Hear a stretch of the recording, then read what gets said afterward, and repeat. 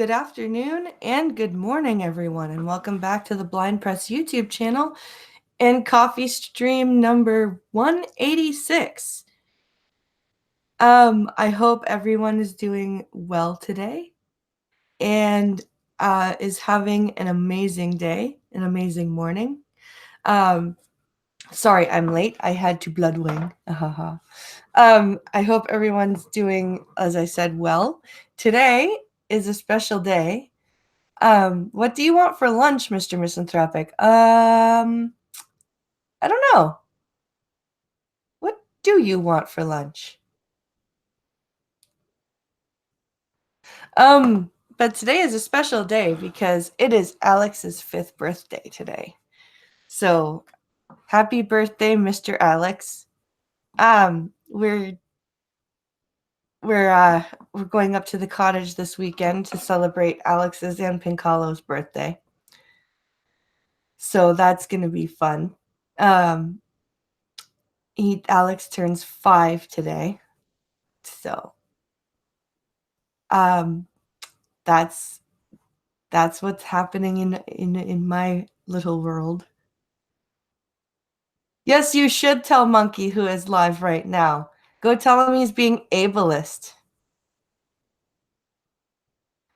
Yes, Pincalo has a birthday on Thursday.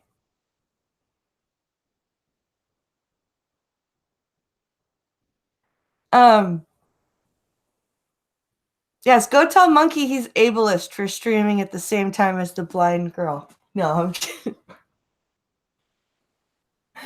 No, actually, I'm gonna see if he'll sing at Lords of the Night, because I want to see if Scribe will sing for him.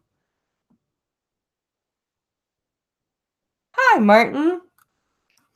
So yeah, we're kind of celebrating. We're dragging out the birthday celebrations all week because we're getting a cake for both Alex and Pincalo, but it won't be ready till tomorrow. So we're gonna have like a nice quiet day today, and then get the cake tomorrow, and then go to the cottage on the weekend. So it'll be a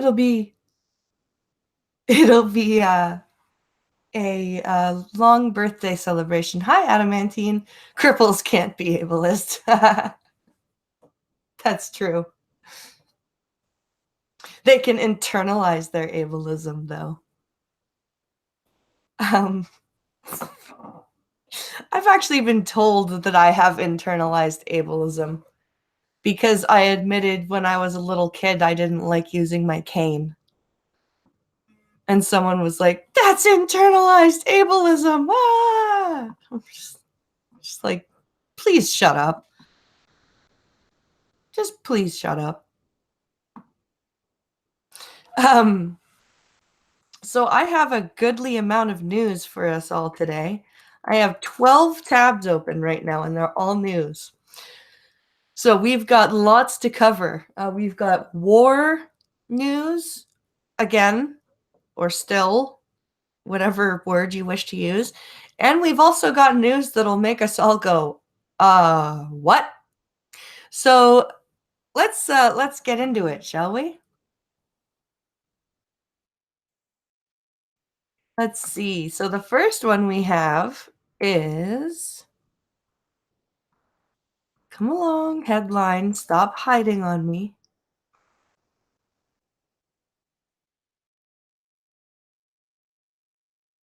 Oh,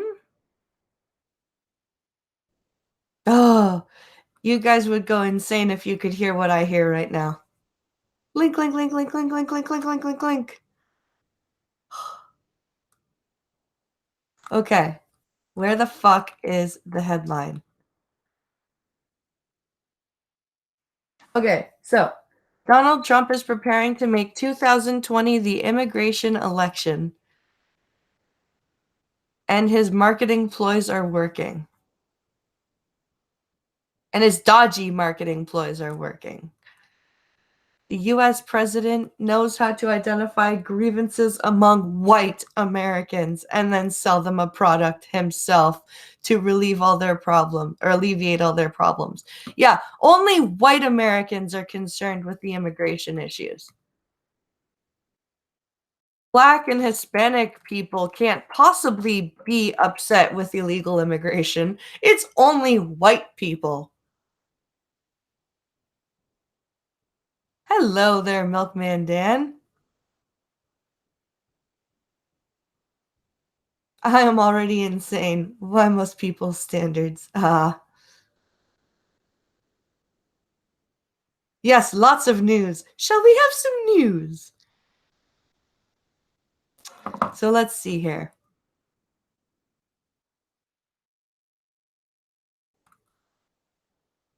All right, here we go.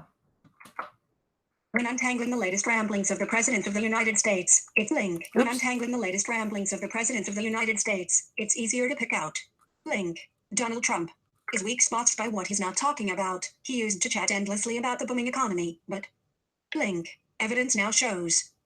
That his tax cuts have not benefited the middle class and entering into a trade war with Link. China is a potential economic disaster. Trump once spent a lot of time discussing health care, but that was before Republican attempts to repeal the Link. Affordable Care Act went up in flames. He doesn't like to talk about Russia anymore either, and he'll certainly shy away from any mention of porn stars and tax returns.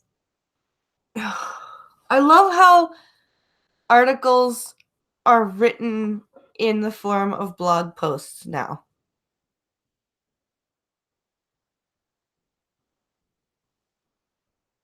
To quote Jesse Lee Peterson, do you care about the harmful effects of illegal immigration on the Black community? Yes or no? Yeah.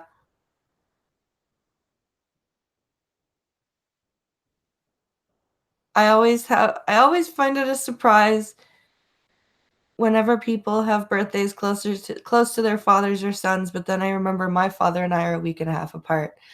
Yeah, that it was Alex was actually due on the 24th of June. And he came on his own on the 18th. And then Pincalo's on the 20th. So, yeah. As the president prepares to kick off his 2020 campaign for a second term, he's in one of the weakest positions of any incumbent president in modern times, and he knows it. Even his own pollsters, with whom he has quickly severed ties, are predicting that several leading Democrats are ahead of him in battleground states. Polling showed him trailing. Link. Joe Biden. At Link. Joe Biden, by double digits in Michigan, Pennsylvania, and Wisconsin. He would not have defeated Hillary Clinton without winning these states in 2016.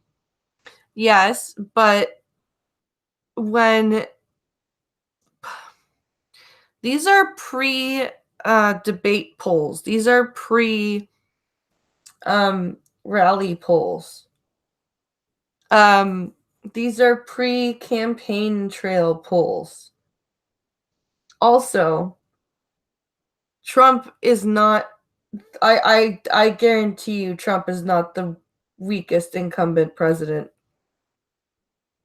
I guarantee you, there have been incumbent presidents that are way weaker.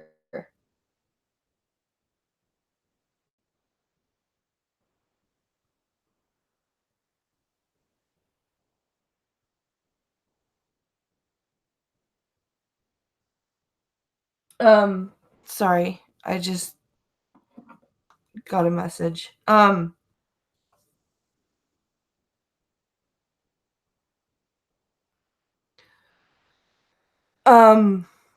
Shit, where was I going?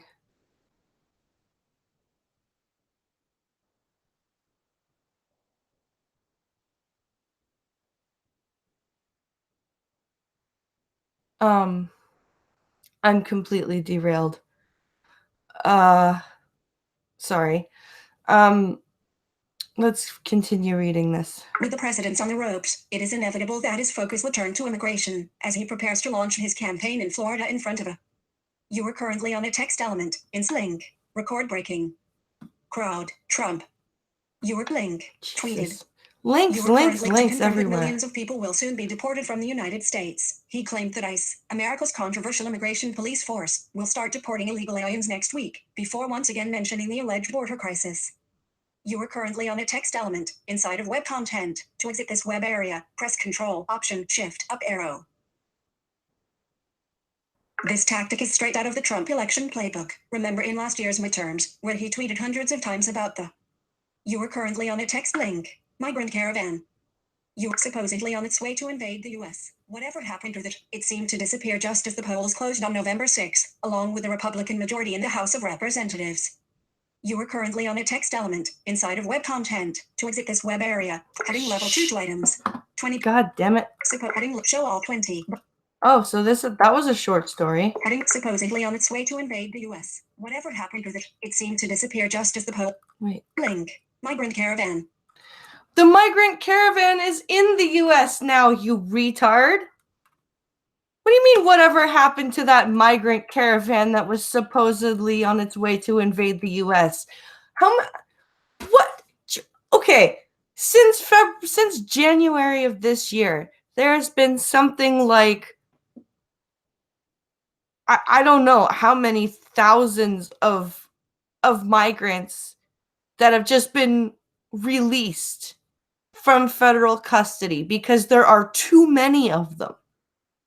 There are too many of them to deal with. And you are telling me, you are saying, whatever happened to that migrant caravan that was on its way? Ha ha ha. It's here, you freaking retard.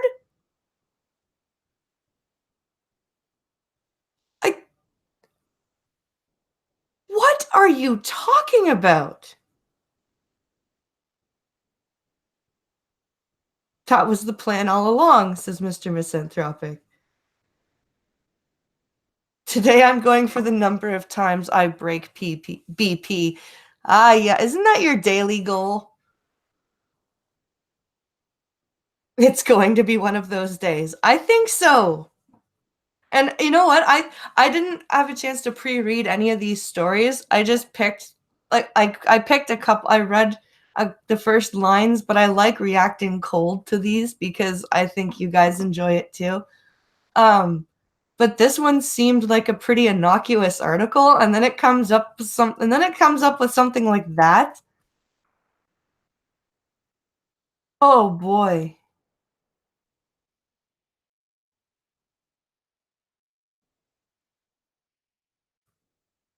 It's still there's still more in this article. Okay.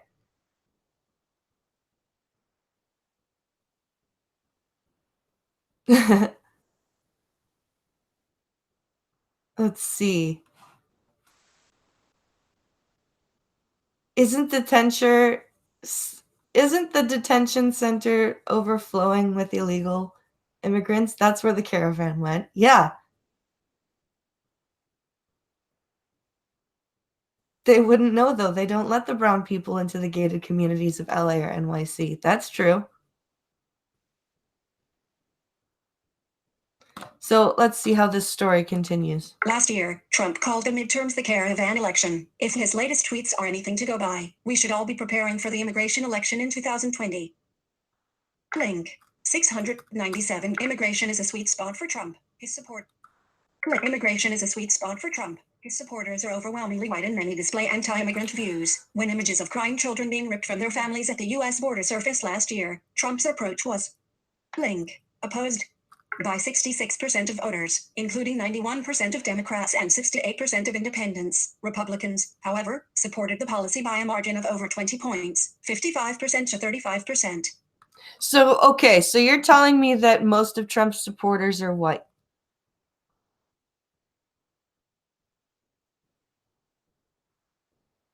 That's not true. They have a lot. That's not true. If they have a lawnmower, they let the brown people in. That is a very true statement, Pinkalo. That is also a very humorous statement. Well done, sir. Complimentary. Heading level 2. Watch more. Oh, so now the article is over. But I'm telling you right now, there are many more Black and Hispanic people that like Trump than you think, author of this article. Clearly, either you are too lazy to do research for this piece, or you are too stupid, or both.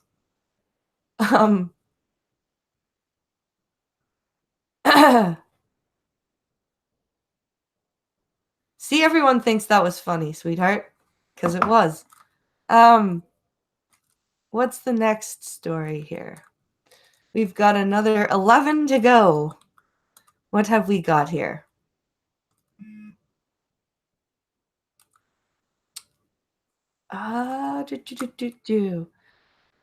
Where is the headline here? Oh, here we go. Here we go. The headline says, O.J. Simpson allegedly sends threatening messages featuring knife emojis to a parody Twitter account. Twitter user claims former sportsman told him he has nothing to lose. Oh boy. Oh dear. Okay, let's read this here. A Twitter user has claimed that link O.J. Simpson has sent him a series of threatening messages with one featuring several knife emoji. The messages feature in 2 videos posted on the link at Killer O.J. Simpson parody account Twitter page on Monday, which also marked 25 years since Simpson's infamous police chase in a white Ford Bronco that resulted in his arrest for the murders of his ex-wife, link Nicole Brown Simpson, and her friend Ron Goldman in 1994. Yes, her friend. I love how still to this day, Ron was just her friend. OJ, no! That's funny. Hello, Costin. Some news stories can be 2 to 5 minute reads. Oh, let's see. I clean. All right. The former NFL player was later tried acquitted for double murder. The Twitter videos show an exchange of messages. The Twitter videos show an exchange of messages that appear to be sent between Simpson's Twitter account and the parody account holder. Okay. But Simpson's lawyer Malcolm Lavergne posted a message that the person alleged to have sent the threatening messages might not be Simpson. So what? He was hacked? Is that the defense you're going for? Link 697. Introducing the first clip. Heading level 2. Introducing the first clip. The narrator behind the camera can be heard saying, "Man, you would never guess who the hell just messaged me on Twitter in a DM. Look at this S ** T." Heading level 2 to items. The people via J. Simpson, America. Show all 10. Button. Reading out a Hester and reading out the messages. He then reads one that they claim was posted by Simpson under the account name at the reload J32, demanding that the parody account be deleted over false misleading content. Sick. Dot. Okay. A Hester, interactive content. In response, the parody account holder wrote, "And if I don't, you gonna stab me too? In reality, I ain't lying. You, me and millions know the truth.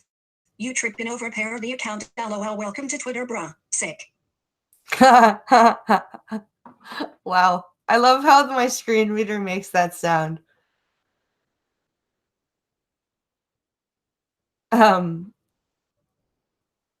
Let's see. Not an open casket for Nicole. Was it the same guy that hacked Worski?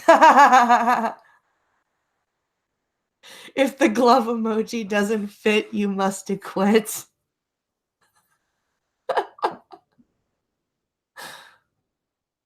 We have nothing to lose but our chains.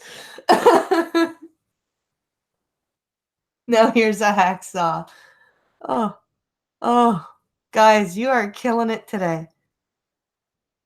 You are killing it.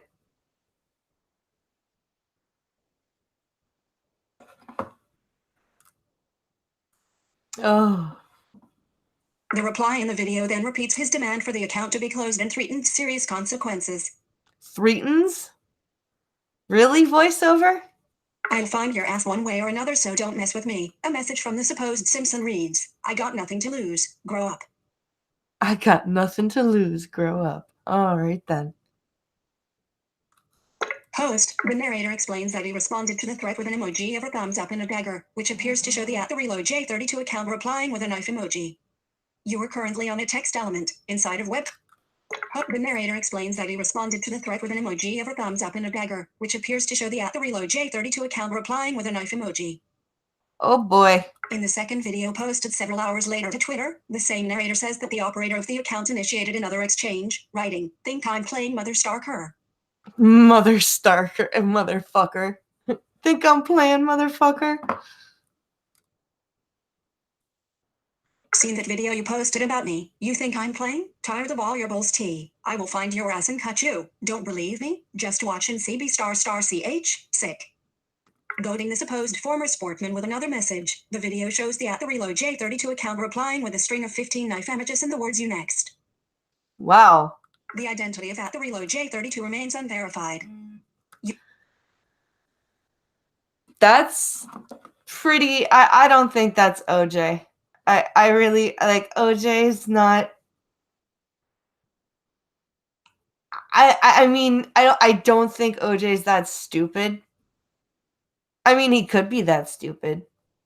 But if he got away with it for this long, like why would he just start I don't think that's him. Complimentary. Heading level 2. Link. Link. Oh, that's the end of that article. So OJ's being sued. Oh, it is the end of the. It is not the end of the article. Sorry. According to the link, New York Post, a spokeswoman for the Nevada Department of Public Safety said that Simpson was still on parole, and that the Division of Parole and Probation takes threats or acts of violence against public safety very seriously and is looking into the alleged complaints. If there's an alleged violation, an investigation will be conducted and appropriate actions will be taken by the division and the parole board, spokeswoman Kim Smith said. So they have to investigate, obviously. LOL, it never ends. No, it does not. I would have shown them a pic of my AR-15 and said, "Come at me, bro." Oh. Yeah, I doubt Mr. Misanthropic says I doubt OJ would be crazy enough to do that. Yeah, I doubt if that's his account even. The link, Nevada law prohibits a person from committing harassment if the person knowingly threatens to cause bodily injury in the future to the person threatened or to any other person, including sexual assault.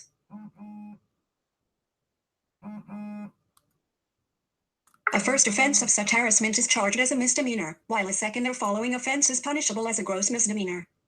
You are currently on a text element inside of web content. To exit this web area, press Control, Option, Shift, up arrow. The account bio on Simpson supposed. You are currently on a link. Account. You are currently on a link inside of web content. To click this link, press Control, Option, Space. To exit this web area, press Control, Option, Shift, up arrow. Reads, if you don't see it here, I didn't say it.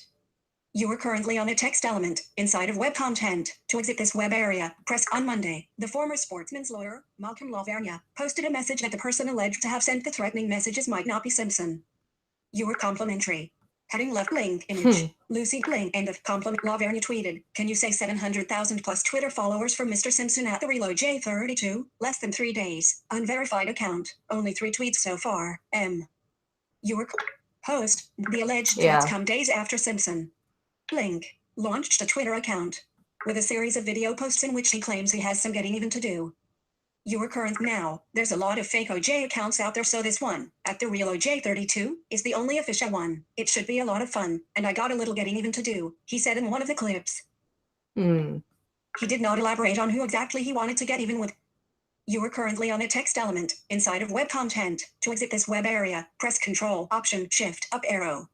Last week, Lavergne confirmed the authenticity of Simpson's Twitter account following reports Simpson had launched a new Twitter account under the handle @TheReloadJ32. You are currently on it frame. He will not be negative. Support free thinking journalism and he will not be negative, Lavergne told. Link. CNN. Nor will he comment on the LA thing, the murders of Brown, Simpson, and Goldman. It will be one of the best accounts on Twitter to follow. The LA thing? Really?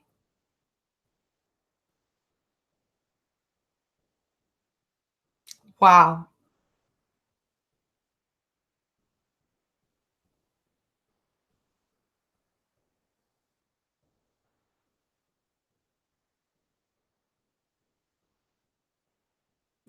That's insane. The LA thing. The Independent has contacted Malcolm Lavergne and the Nevada Department of Public Safety for comment. You are currently on a text element inside of what complimentary. That's crazy. The LA thing. He's not going to talk about the LA thing.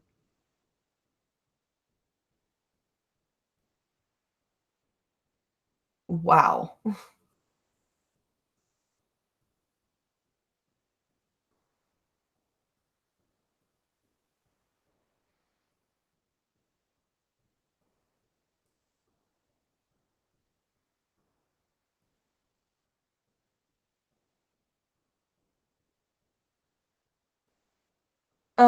Sorry about that, guys.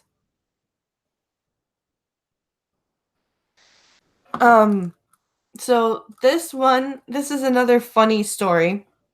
So British tourist disgusted by China's Eastern Airline ham and cheese sandwich. Or it's a hilarious ham and cheese sandwich. So let's hear about what a Chinese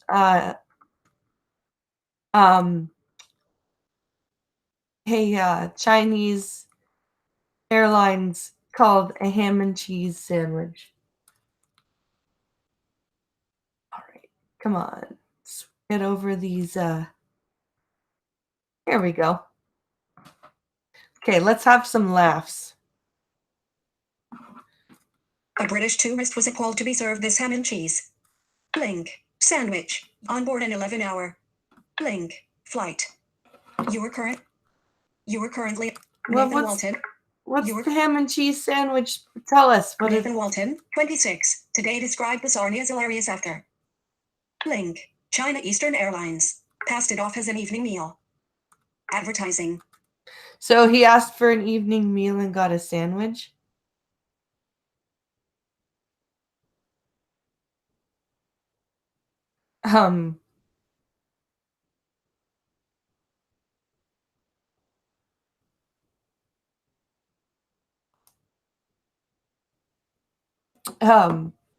Crane. Link. In read invented by Ted, the assistant bar manager was traveling from Shanghai, China, to Paris, France, in the second flight of a 3-part journey from Taiwan back to the UK on Saturday night. Wow. 3 flights. That sucks. He had visited friends in Taiwan and was returning alone. You were speaking exclusively to Mirror Online, the tourist said. The man next to me asked the steward in Spanish, "What is this?" He said, "It is a ham and cheese sandwich. I opened it up and it looked like that in the pictures inside." You are currently. Nathan Walton, 26, decided not to eat the hilarious sandwich figure. Oh, I wish I could screen share. Let me try and do this here. Hold on. Because I want you guys to be able to see what the sandwich looks like, because I don't think they're going to describe it.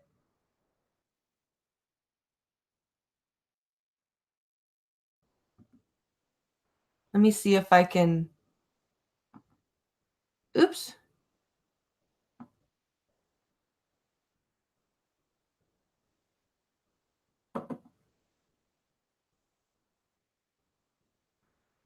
Let's see here. I want to see if I can screen share without showing you guys my flippin' desktop. Let's see. Because I want to show you guys what the sandwich looks like, because I don't think they're going to describe it.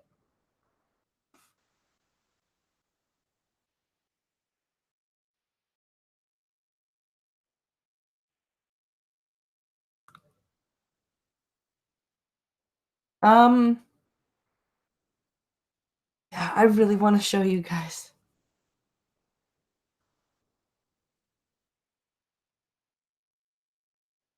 Okay.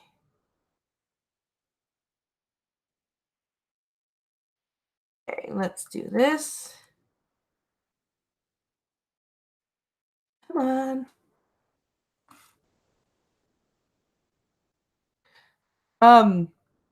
I wonder what it looks like because I really wish that they would like describe what it was because I'm not going to be able to see what it is,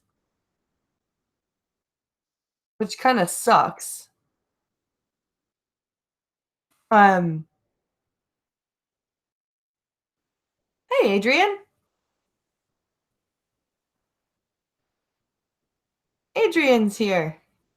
Um, Flippin' desktop. Your Canadian politeness is cute. As opposed to Paris, Missouri. There's a Paris, Ontario in Canada. It's a tiny town, but there's still a Paris, Ontario. Just like there's a London, Ontario. Because we Canadians apparently are not original.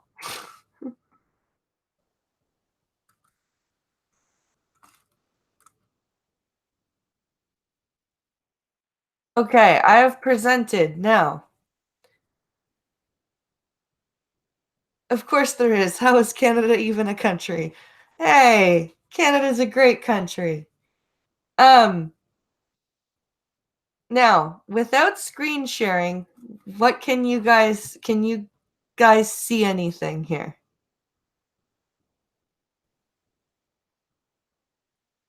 And a Paris, Maine. Oh, I didn't know that.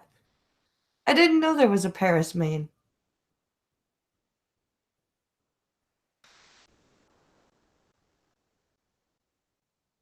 So if I do this,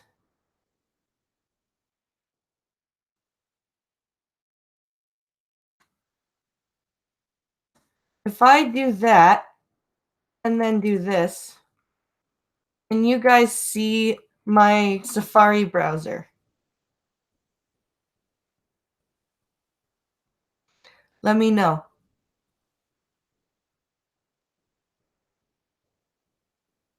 Canada will soon be part of the American Empire. Fuck you, no it won't.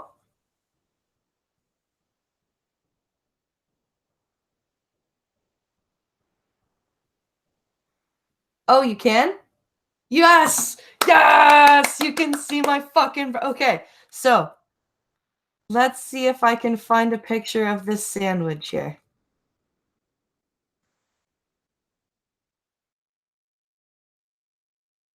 No, that's a Fitbit thing.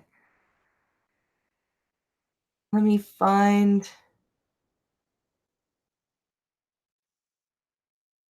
So he said it that he decided not to eat the hilarious sandwich.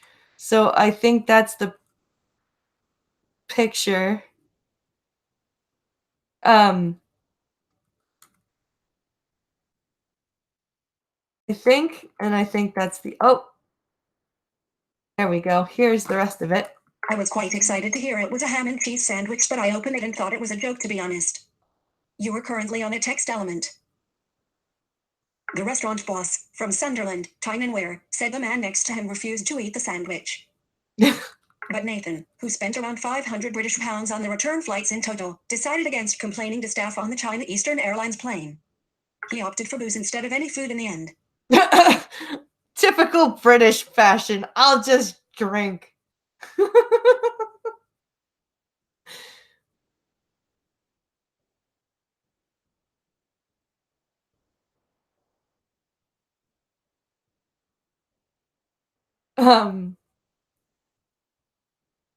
Annex Canada. No, screw you.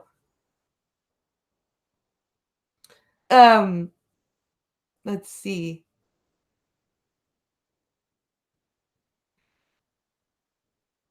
Yes. Yes.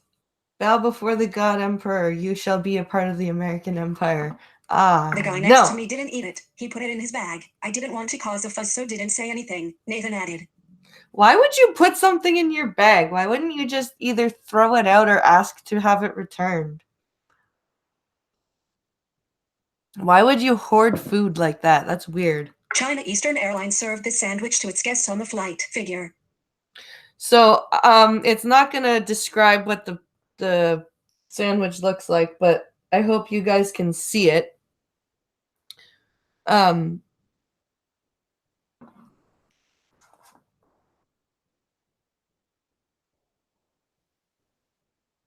Not going to happen, so you can make fun of us until October, and then the conservatives take over. Then what? Says Pincalo. True. Very true. Loading. China Eastern end of China complimentary heading level 5. End of I actually found it quite funny. It was hilarious. But I serve food and drink every day at work and I know it shouldn't ever look like it. I decided not to eat it. I decided to go for wine instead. I thought it best to go for alcohol. I thought it best to go for alcohol so I could just, be drunk and asleep and not realize how hungry I am. Still make fun of you afterwards, says Gunfox. Ah, yes. My MG, that is not what I would call a sandwich. Hilarious that they did, though.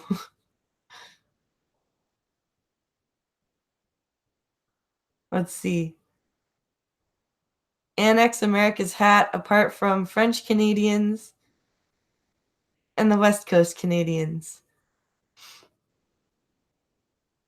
Being drunk on international flights sucks. I wouldn't know.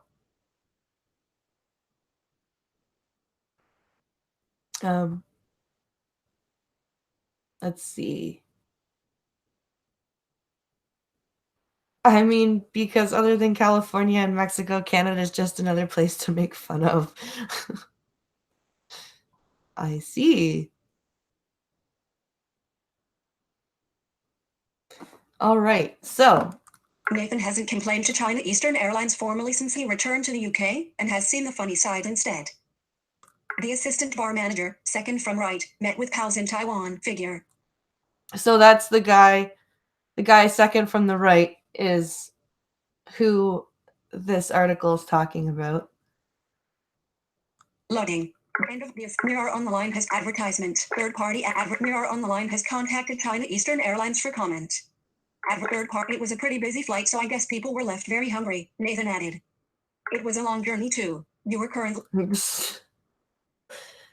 Oh boy. So that's what they served everybody. I guess.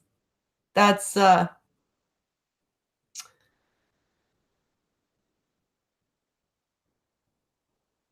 I don't get drunk very often. Gunfox says, Pincalo, I bet Blind is funny when she's drunk. It depends on what I'm drinking. I think it was really funny. I just think it was hilarious. Heading level 4. Read more. Heading link like us on Facebook. Oh, now the article's over. All right. Next. So this one, warning, this article, the pictures may be kind of, yeah, let me, why? The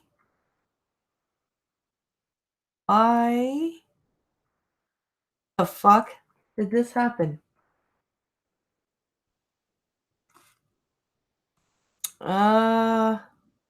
Shit. I will have to, Chrome did something stupid. I will be, I know. I do know. I have to figure out, YouTube did something stupid on my Chrome. I have to close Chrome and come back. Guys, I'm really sorry. There will be about a minute of dead air in 3, 2, 1.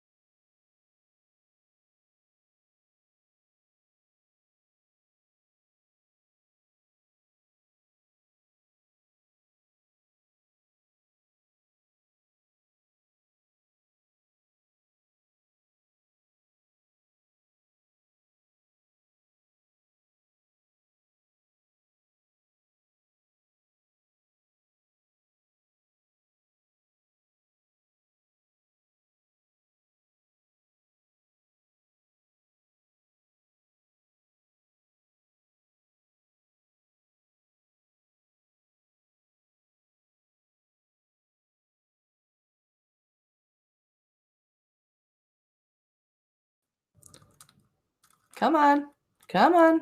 Come on. Fucking Jesus Christ. Okay.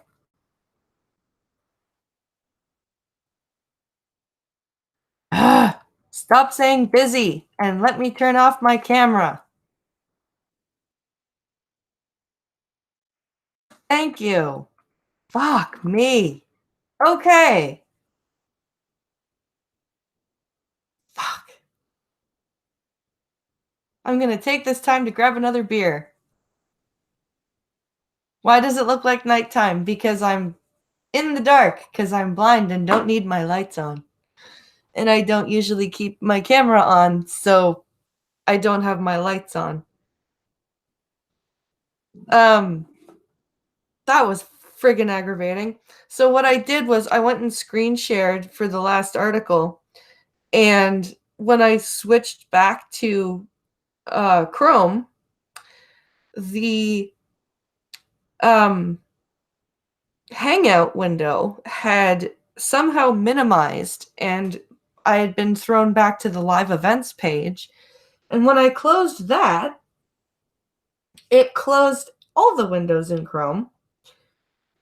And if you are already in your Hangout in Chrome and you try and go back, like try and reopen the page, it'll tell you, you are already in a video call. Would you like to end this call and start another one? And it's like, no, I'm streaming this one. Go fuck yourself. So I had to close Chrome out completely, come back, and come back that way. So I do apologize for that. Such is life with a screen reading program, I guess. But I didn't want to screen share this one because this article because the girl involved does have some like pretty graphic wounds. So YouTube might not like that. So let's see here.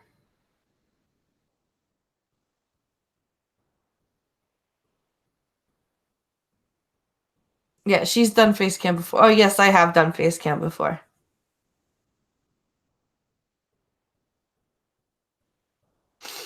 So, at least you're wearing clothes. Yeah, I am wearing clothes.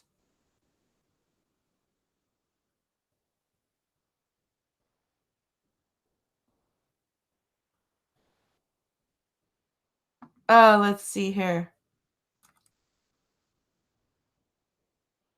Not something you want to see. Yeah. Like third-degree burns bad. Yeah, it's bad. So we're going to read about this.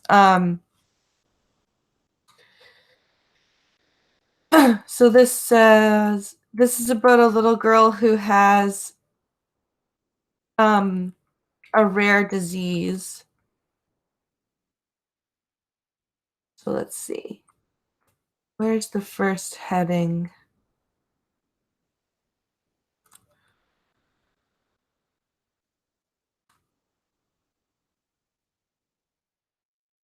Come on, give me the headline here.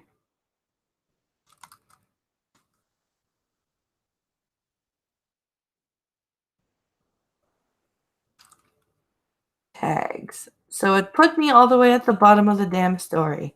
Thank you so much.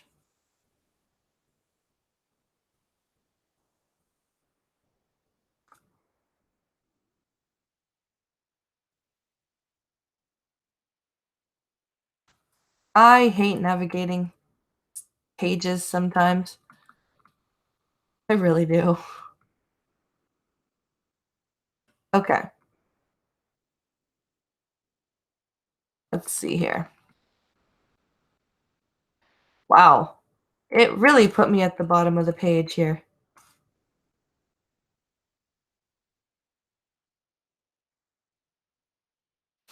Like it put me to the about us, like at the very bottom of the page. Fuck me. Okay. traveling backwards through the friggin'. Oh, wow. This is frustrating. Sorry about this, guys. Holy shit. But this is what it's like to have to navigate with a screen reader.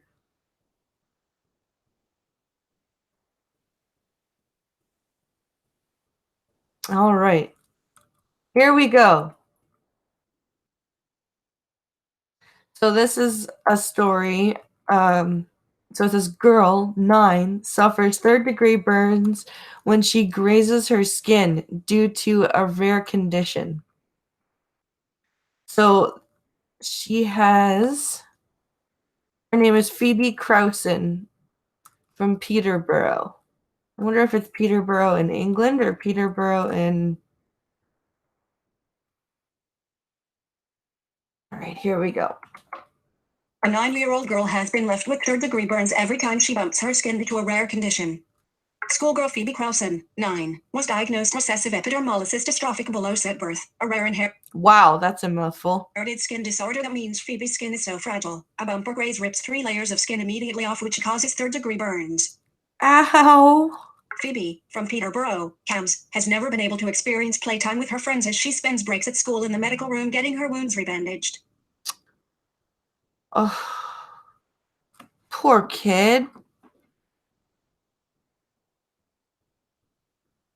That makes me sad. Gunfox, why would you post that?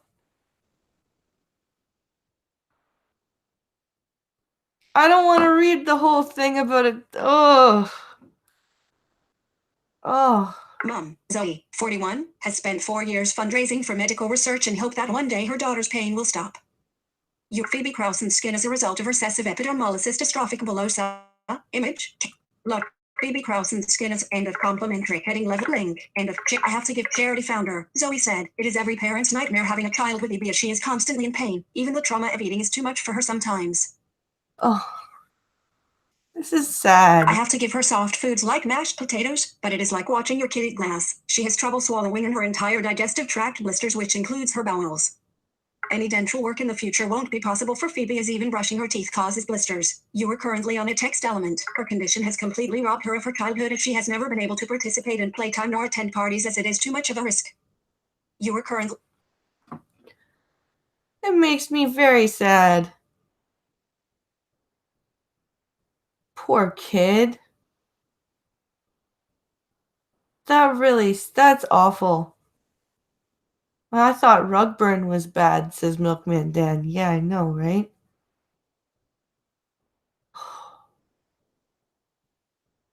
Because it's gunny. Yep.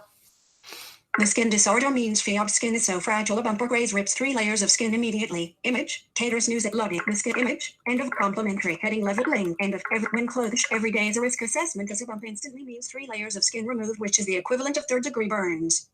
When clothed, she doesn't look too bad as it is underneath that is mostly affected from the friction of her clothing rubbing on her skin. She has to wear Irma silk underwear and seamless footwear with special silver socks, but even sweating can trigger her skin to blister. Despite the pain, Phoebe conducts herself very well. She has only ever said she wishes she didn't have EB once. Phoebe has never been able to experience playtime with her friends. Image. Taters News 8. That's sad. I'm gonna stop now and find a new story to read, because that's sad. Hi, Irate.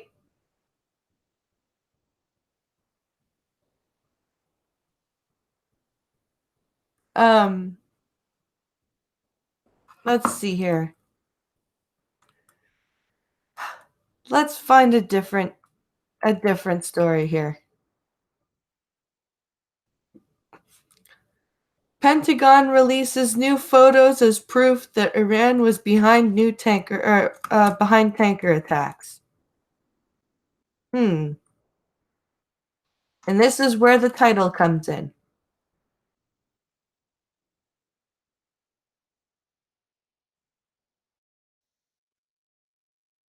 All right, here we go.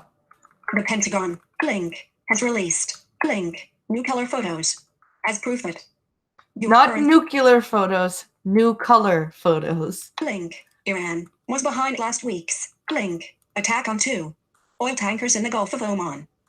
Heading level 3 and Pentagon has an interest to stay up to date on the latest link. Plus, the release is part of link, an ongoing effort by the Trump administration to declassify U.S. link intelligence gathered on Thursday when 2 tankers suffered damage by what the U.S. has said were link magnetic mines. So they have. I wonder how they got who they got the pictures from.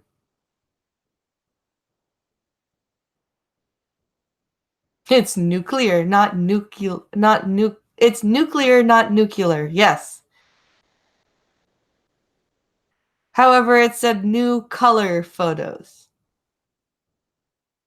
I don't want a war with Iran. I don't think anyone does. Anyone intelligent, anyway. War with Iran would be a bad idea. Placed on the side of the Kakuka Courageous. This photo depicts the aluminum and green composite material left behind following removal of an unexploded limpet mine used in an attack on the starboard side of motor vessel M/T Kakuka Courageous while operating in the Gulf of Oman. But God, this photo depicts link end of last Friday, U.S. Central Command. Link released a grainy video that showed link what it claimed was a crew aboard an Iranian Revolutionary Guard course. Okay, so they're claiming that the IRGC was responsible, but their video was not clear enough. Remember, this is the same government that swore Iraq had WMDs. Yeah. We should have let Iran and Iraq take each other out. Yep. It would be more of a lose-lose situation. It would be another Iraq at best and another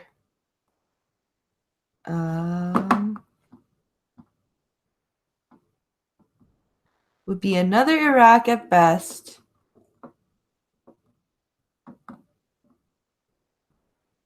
Oh, another Afghan at worst. Yeah.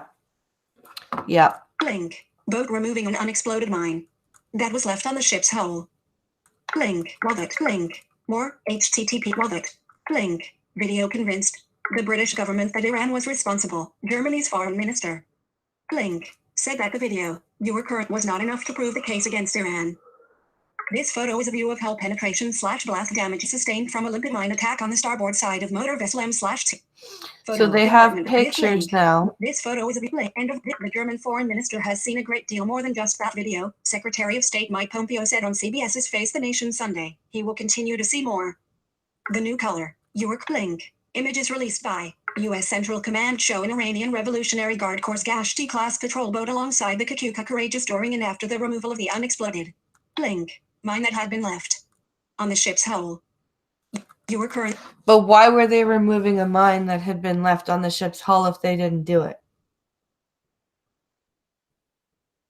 I'm leaning more towards Afghanistan than Iraq. Yeah.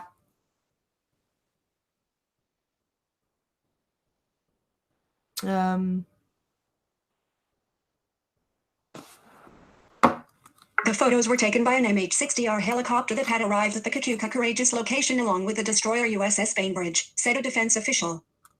According to the official, the color and high-resolution photos taken by the helicopter show that the individuals aboard the Gashti were wearing IRGC uniforms and had weapons aboard the craft. The photos were taken at or near the same time as the grainy video that was released earlier by U.S. Central Command. Okay. There are also close-up photos at your link show the ring around where magnets had attached the mine to the ship, as well as composite residue from the mine still on the ship's hull. Additional photos from the Pentagon link show the holes were caused to the 2 tankers by the mines. All right. The damage on the front Altair was more extensive as the explosions caused a fire aboard the oil tanker. You are currently on fire on a ship. That's never good. Link. More Iran attack. Navy explosive ordnance disposal officials, not involved in the investigation of the tanker attacks, provided their analysis to reporters at the Pentagon on Monday. Imagery taken from a U.S. photo. Imagery link. End of imagery take. One of the officials said the damage to the ships did not appear to have been caused by a torpedo because those typically strike below the waterline, unlike the mines placed above the waterline in Thursday's attack. Link. More, U.S. The placement of the mines above that waterline would have prevented water from rushing in, an indication to them that the attackers' intent was not to sink the ships. You are currently... Interesting. So there was no attempt to sink the ship, but there was an attempt to blow up the ship. The officials described the attempt to remove the unexploded mine in the way shown in the images as very high risk and not a way that the U.S. Navy would have ever undertaken. According to those officials, they would have removed the mine remotely with as few personnel around the ship as possible. Comments. You are currently... So that's their argument for why it can't be them, because it's not something that the U.S. Navy would do.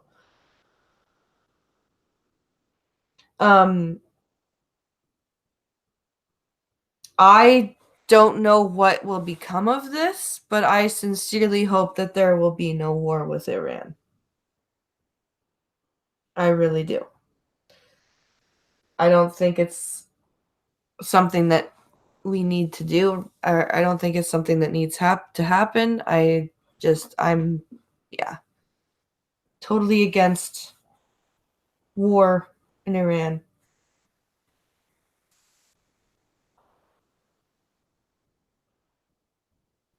Let's see.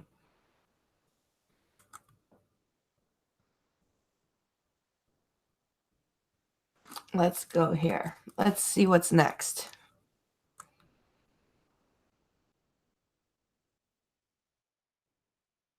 There it is. 4 people injured in shooting at Toronto Raptors rally. So this is 3 people were taken into custody and 2 firearms were recovered. So this is in Toronto, in Canada.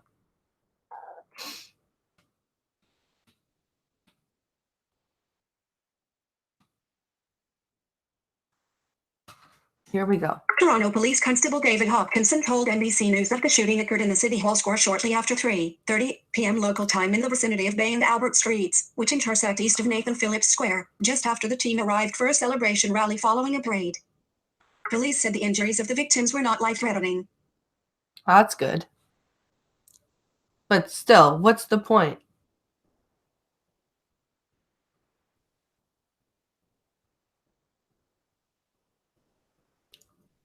War is with Iran will be as quick as the push of a button.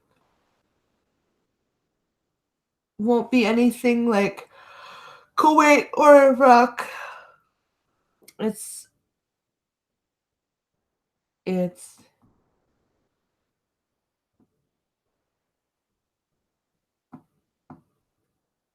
AR and they've got nothing.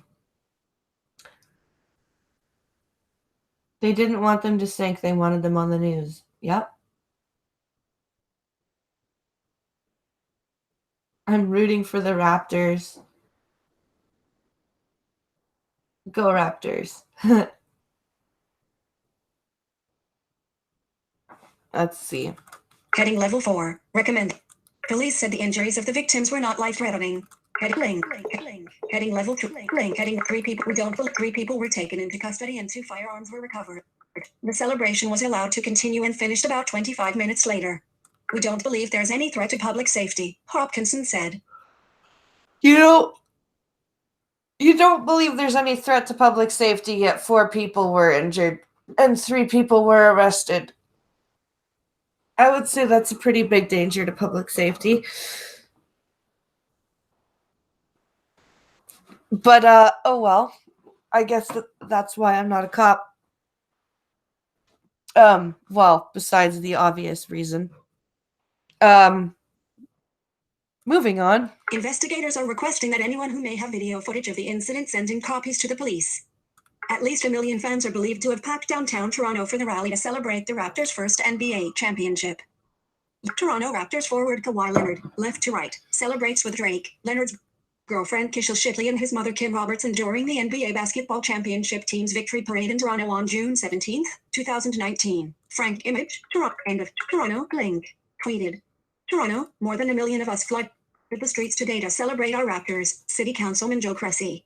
Link, tweeted, people of all every age, every race, People of all, every age, every race. every religion, our city. As awful as the shooting was and terrifying for many in the crowd afterwards, don't let it take away from our moment. Yeah, don't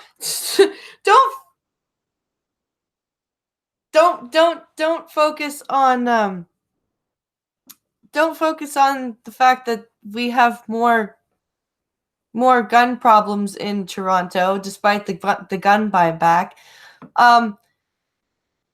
Let's focus on this sports game instead. That's brilliant.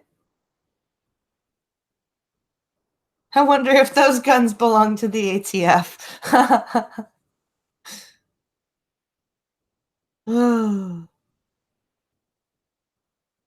Remember the UXA training, says Gunfox to Pink Hollow. Or stolen guns.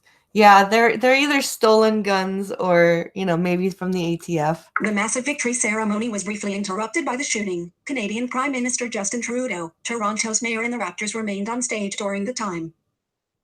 It was briefly interrupted by this, unsavory thing that happened.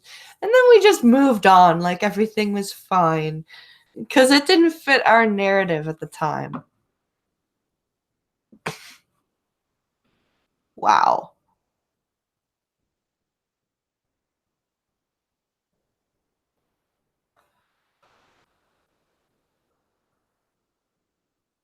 U.S. military has lots of UXO training. Ah.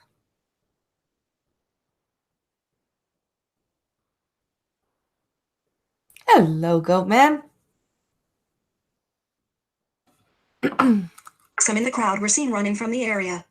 Janelle Griffith. Link. You are currently on a list. Janelle Griffith is a link. Sponsored stories. Oh, that's the end of that quick little article. Many in the crowd were seen running from the area. You ready to hear something stupid? Here's something stupid. Why riding on top of a bus is a bad idea. Yes, you heard that right.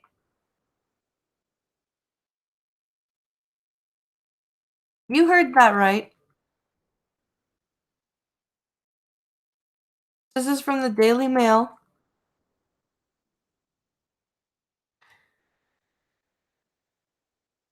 So let's hear. We go. Let's hear this story.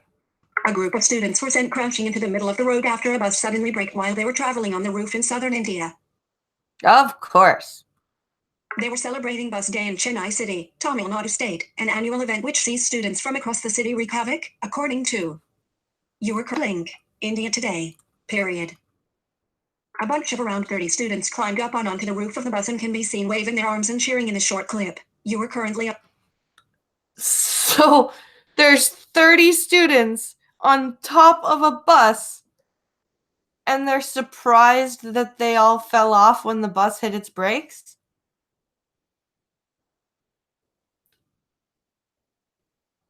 Okie dokie. Group of students suffer heavy fall after dropping from bus roof.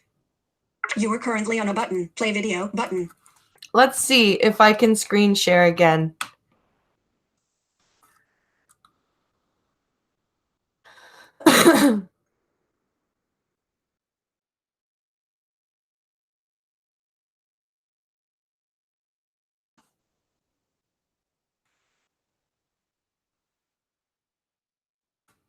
Let's because there's a video here.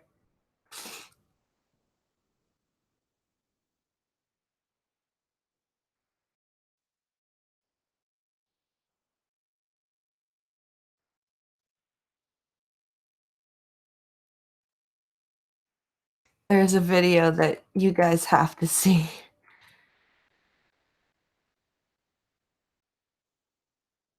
Okay.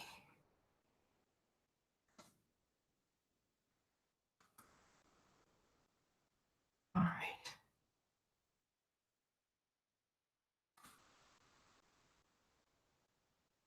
Okay, ready, guys?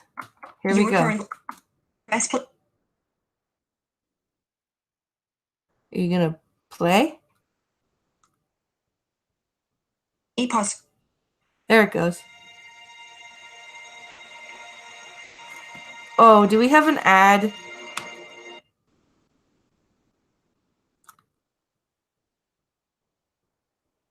Yeah, we have an ad.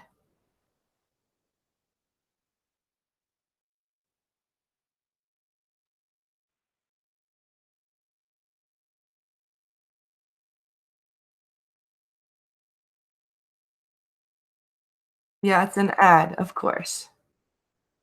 Fucking advertisements.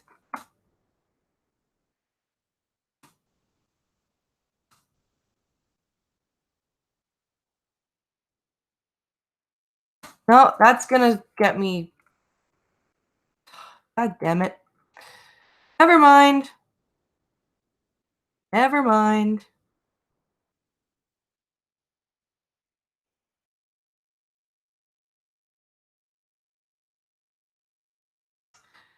Never flippin' mind. Now I'm screen sharing and I can't get back to the stupid thing.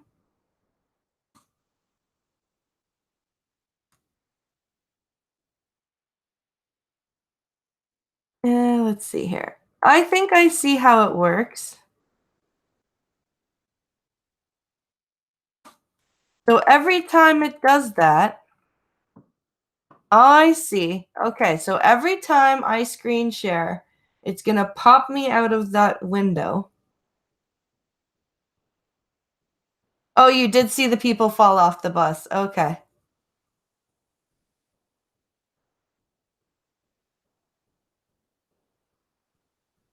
At least you guys saw it.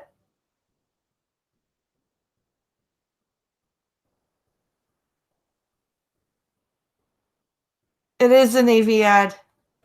That's probably what it was. So what happens when I screen share is it pops me out of the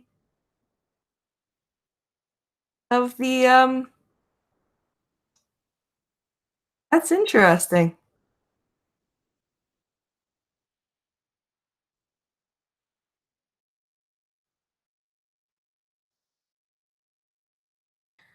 So it'll pop me out of the window, put me in the live events tab,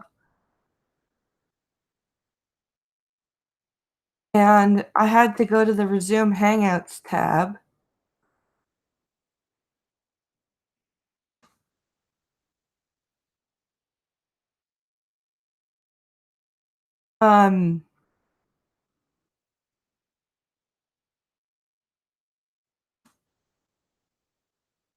Let's see here. Sorry guys, I'm trying to get back so I can stop screen sharing. And now I have a DLive thing. Freaking notifications everywhere.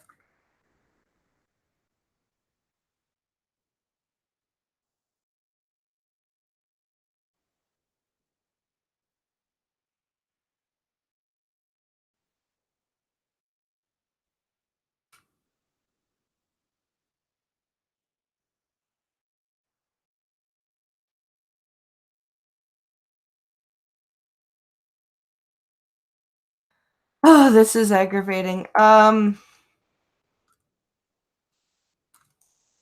fuck's sakes. Okay, so I've discovered I cannot screen share anymore. So this is what happens when I screen share. That is annoying. That is very annoying. So, apparently,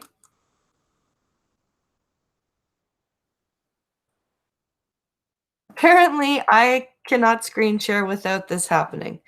So, just give me a second and I will be right back a fucking again.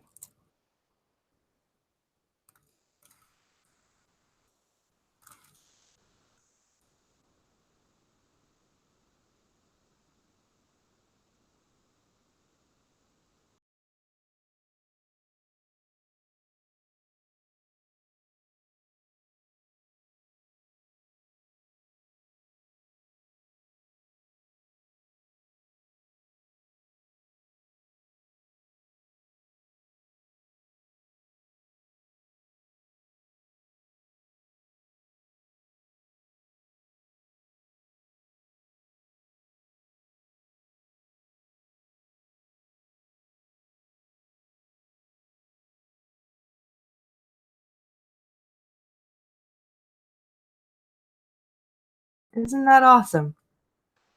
Okay, so no screen sharing for Blind Press because Blind Press's screen reader makes Windows disappear. And so no screen sharing for Blind Press anymore. Because this keeps fucking happening. Bye! All right. Let's go back to reading story. Let's get out of this here.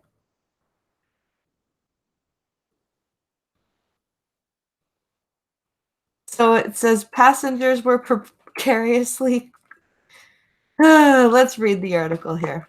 Passengers were precariously clinging onto window bars attached to the bus as well as holding onto the roof of the traveling vehicle. That sounds retarded. Advertising frame. However, moments later, the bus had to suddenly brake to avoiding crashing into the motorcycle in front, which. To avoiding crashing into. Oh my god, I think this was written in Hindi and then translated into English.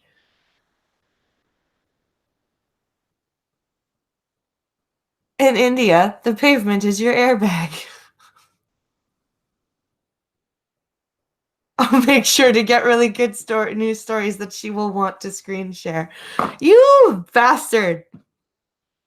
Heading level 2. Related. However, moments later, the bus had to heading link, heading share. Click. I think that's the end of that story. So,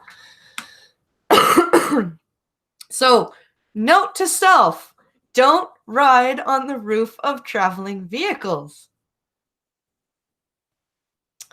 because you could fall off. Oh, good lord. Oh, no, there's still some more here. The motorcyclists narrowly avoided being crushed by the weight of the falling passengers as they rolled to safety on the bike. Oh, God. Reports claim police detained at least 24 people in connection with the event, as they law enforcement officers viewed it as a breach of safety. Well, it is a breach of safety. You go in the bus, not on the bus. Get your prepositions right.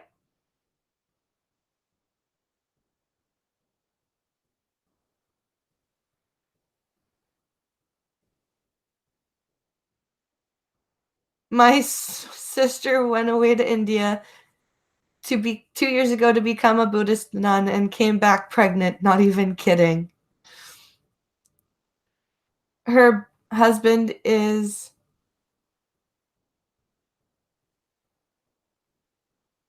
Tibetan, and they now have 2 beautiful baby boys. That's really cool, dude. They have 2 beautiful baby boys here in Oz now, but that still makes me laugh. That's a really cool story.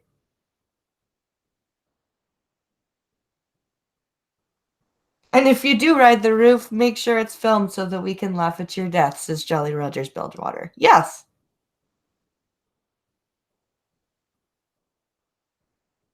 When India has crashes, they are big, says Gun Fox. Last year they had a train wreck that caused the deaths of 1,500 people. Most were on the top of the train. Good Christ. But the roof of the bus was the only way to get away from the sour body odor. Oh, man. They all into the Kama Sutra. A bunch of around 30 students climbed up onto the roof of the bus and can be seen waving their arms and cheering in the short clip image. +4. Passengers were precariously. Okay, so it's just repeating it now. So, oh dear. Stupid Blind Press. Let's see, which stories did I miss? I accidentally just closed Safari out, like, entirely. So now I have to go into my history. Which ones have I not read yet? That one I read. That one I haven't.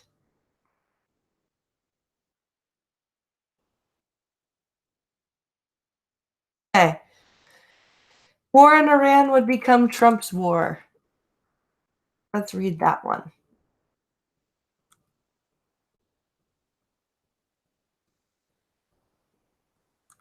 Come on, Safari.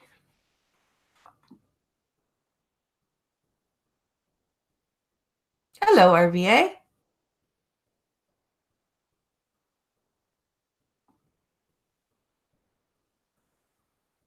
This is like the blind leading the blind. Heyo. It is like the blind leading the blind. Come on, you stupid website.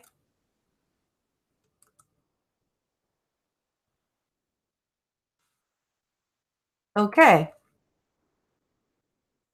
Well, we're not going to read that one because it doesn't like my screen reader. So we will read. Trump says U.S. agency will begin removing millions of undocumented immigrants.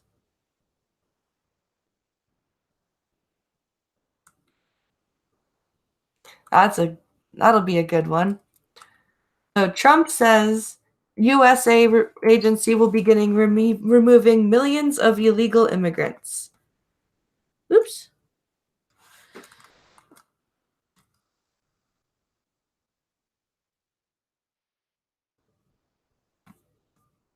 Okay, there we go. Okay, so let's see here. So this is by Reuters.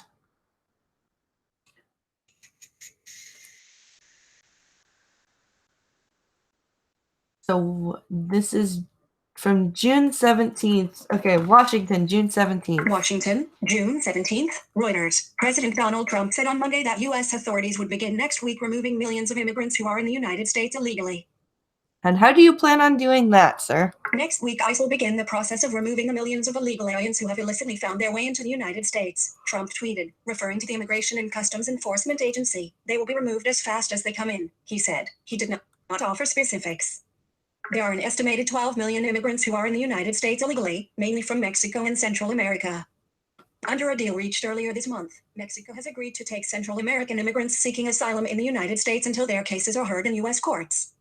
The agreement, which included Mexico pledging to deploy National Guard troops to stop Central American immigrants from reaching the U.S. border, averted a Trump threat to hit Mexican imports with tariffs. Well, that's okay. So that's their agreement. I didn't actually know what the agreement was that Mexico had struck with the U.S., but that's a fairly reasonable agreement, I would say. Trump also said in the tweet that Guatemala is getting ready to sign a Safe Third agreement. U.S. Vice President Mike Pence suggested last week that Guatemala could receive asylum seekers from its neighbors as a so-called Safe Third country. Details of the plan have not been made public, and Guatemala has not publicly confirmed talks that the U.S. State Department said were taking place in Guatemala on Friday. U.S. rights group Human Rights First said, however, it was simply ludicrous for the United States to assert that Guatemala was capable of protecting refugees when its own citizens are fleeing violence. You are currently on it. Well, I'm sorry, but that's not the U.S.'s problem. The U.S. has its own problems to worry about, and they need to start worrying about their own citizens. Mexico has agreed that if its measures to stem the flow of migrants are unsuccessful, it will discuss signing a Safe Third country agreement with the United States. Reporting by Air Beach, editing by Mohammed Zargam and Peter Cooney. So a safe third country. So that means that they will, I guess, agree to be a safe third option. Our standards. Link period. So that's You are that currently quick on a text story. element inside of web content. So that's an interesting way to deal with the problem. I think that's a good way of dealing with the problem, but I don't know very much about international law. The U.S. should allow me to build my kind of wall, says Gunfox. It will fix all these crossing problems. Your wall with cannons on it? Cannons and mines and such like? All right, next article. Let's see what we have here.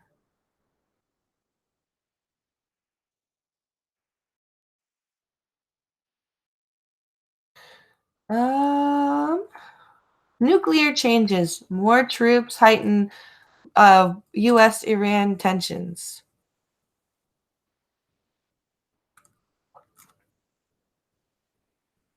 So I said we had lots of war news as well as WTF news today. So here's our next war story.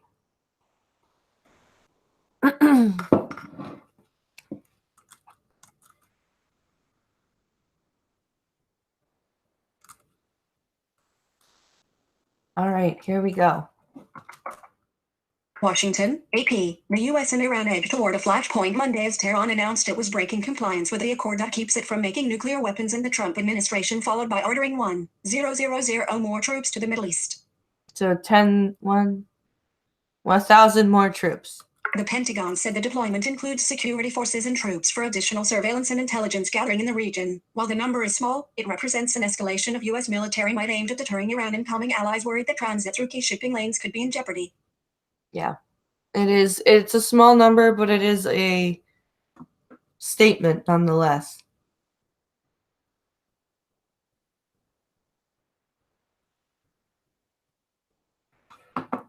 Third-party at Tehran's announcement earlier Monday means it could soon start to enrich uranium to just a step away from weapons-grade levels, challenging President Donald Trump's assurances to allies that the U.S. withdrawal from the deal last year made the world a safer place. Well, the U.S. isn't enriching Iran's uranium. Iran is.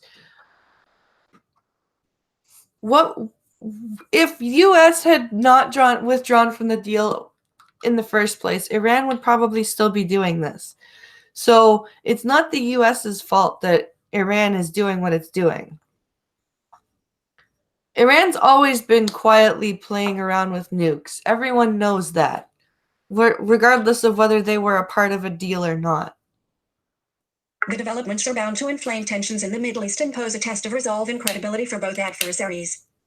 Iran said it would break a limit on uranium stockpiles established by the 2015 agreement with world powers that was intended to restrict the Islamic Republic's nuclear program in exchange for an easing of international sanctions. After Trump withdrew from the agreement, signed by his predecessor, he reinstated punishing economic sanctions, leaving the European and other partners in the accord struggling to keep Iran on board. The U.S. military on Friday released a video it said showed Iran's Revolutionary Guard removing an unexploded limpet mine from one of the oil tankers targeted near the Strait of Hormuz, suggesting the Islamic Republic sought to remove evidence of its involvement from the scene. June 14th. Image. The move comes as we continue to call on the Iranian regime not to obtain a nuclear weapon, to abide by their commitments to the international community, State Department spokeswoman Morgan Ortagus told reporters. Sorry about the cough, guys. So why is it bad to enrich uranium but good to enrich cultures? Bloody liberals.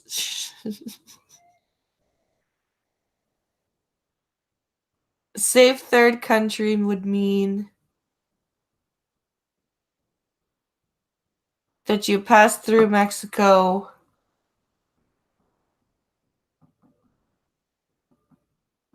when they're at capacity and get to move on to the US or Canada. Oh, okay. Thank you, Seamus. Thank you for that. The move comes as Washington accuses Iran of attacking two tankers near the Persian Gulf, and the Iranians deny responsibility. With details murky and no one owning up to the attacks, the Pentagon released new photos intended to bolster its case that Iran carried out the attacks. The State Department spokeswoman said Iran's uranium announcement amounted to extortion and a challenge to international norms, as well as to the 2015 agreement known formally as the Joint Comprehensive Plan of Action. It is kind of a extortional thing. It's, look what we're doing. We don't care. It's just a bad situation.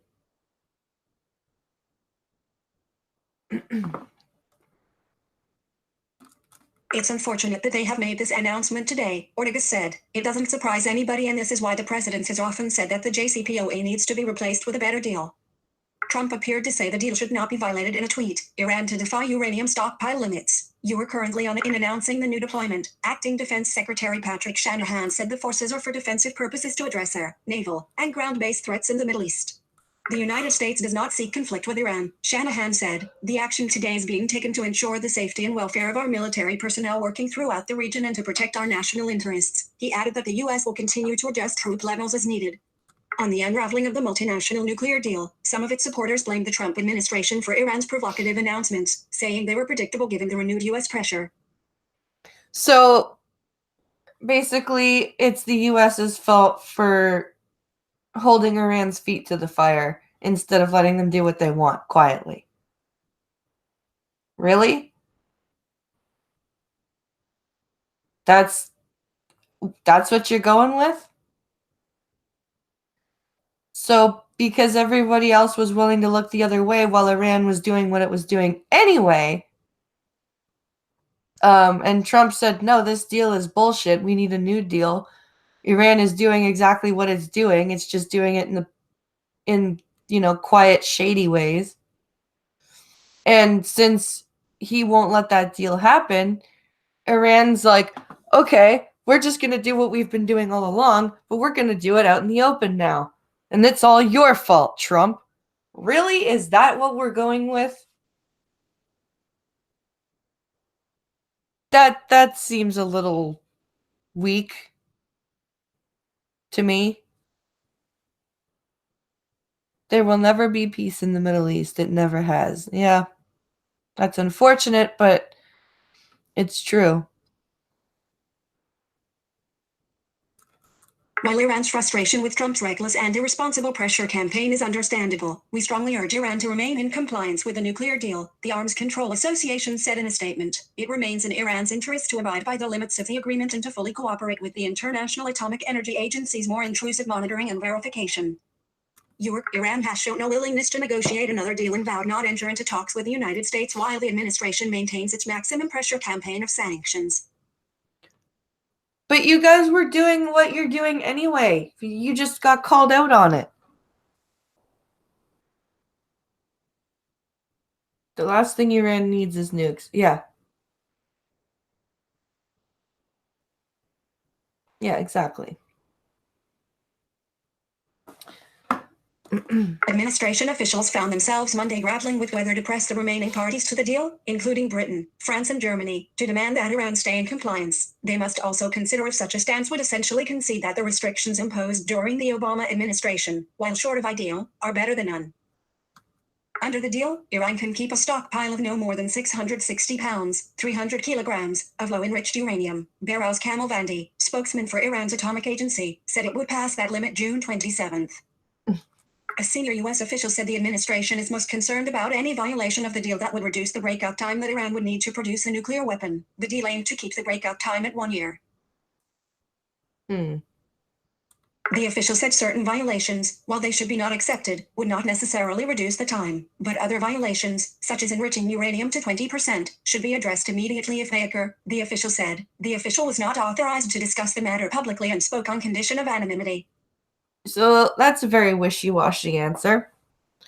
Well, technically, it's not a good thing, but as long as it doesn't increase the time of production, it's fine. But you might want to address the enriching uranium part of it. Like, this is ridiculous.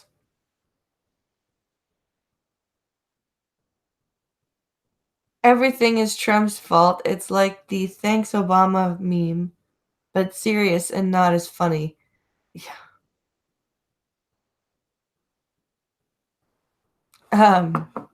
Let's see. The official said it would be up to the Europeans to decide if Iran was in violation of the deal and whether to initiate a dispute resolution mechanism that could bring the Iranians back into compliance. Secretary of State Mike Pompeo is expected to meet this week with EU Foreign Policy Chief Federico Mogherini, a leading deal proponent, at which this issue is likely to be raised. So it's up to the European Union, huh? That's not very Hope raising. That's very in fact, that is the opposite effect for me. That makes me go, "Oh, well, that deal's fucked." Pompeo, who was a leading critic of the deal while he was in Congress, has said in the past that Iranian compliance is not really an issue as the administration sees the agreement as fundamentally flawed because over time it eases many limits on Iran's nuclear activities. It does. Yet, just last week, the U.S. ambassador to the UN's nuclear watchdog accused Iran of violating a provision of the deal that relates to advanced centrifuges and called on the Europeans to ensure that Iran remains in compliance. Okay, but just because you don't like the deal doesn't mean you shouldn't enforce the deal. That's so stupid. They're basically making fun of the US in this article for not liking the deal that was in place. But saying that but trying to uphold the deal that is put in place is apparently wrong for the US to do. I don't quite understand that. Iran just wants to enrich their culture.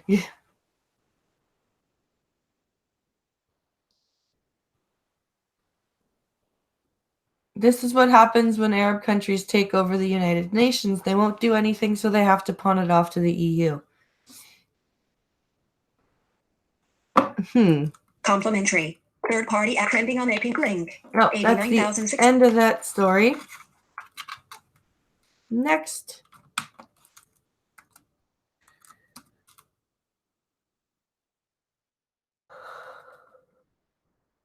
Let's see. Read that. All right. So this is an updated story about the shooter from Dallas yesterday.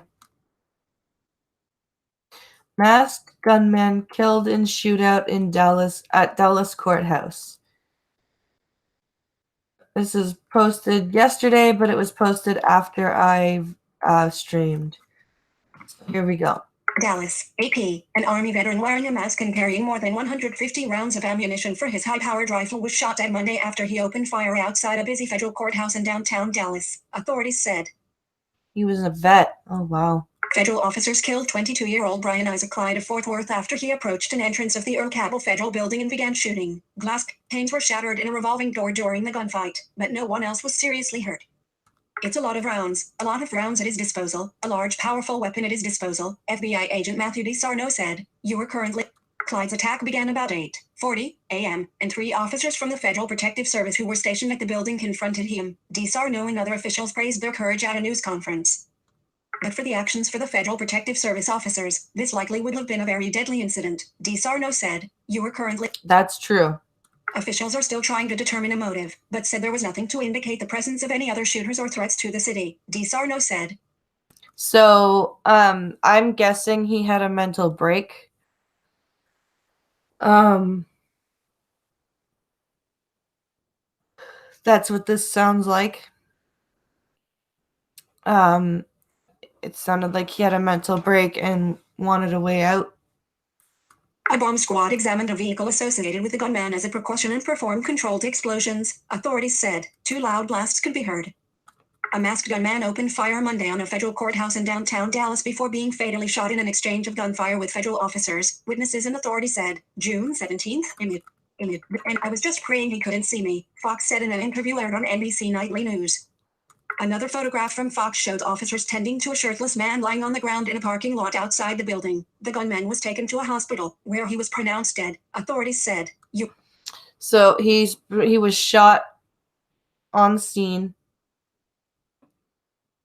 It's always kind of sad when you hear about like vets and stuff like that that this happens. Police closed off several blocks around the federal building. A woman who answered the phone at a number listed for one of Clyde's relatives declined to comment. DiSarno said Clyde was discharged from the Army in 2017. He served as an infantryman from August 2015 to February 2017 and achieved the rank of private first class, according to the Army. Clyde had just graduated from a Corpus Christi Community College. Del Mar College said in a statement that Clyde completed an associate degree of applied science last month in non-destructive testing technology, a field that the school's website says trains technicians to examine vehicles and structures for defects. Maybe he wasn't wanting to do that. Maybe he just didn't know what he was. This is just sad.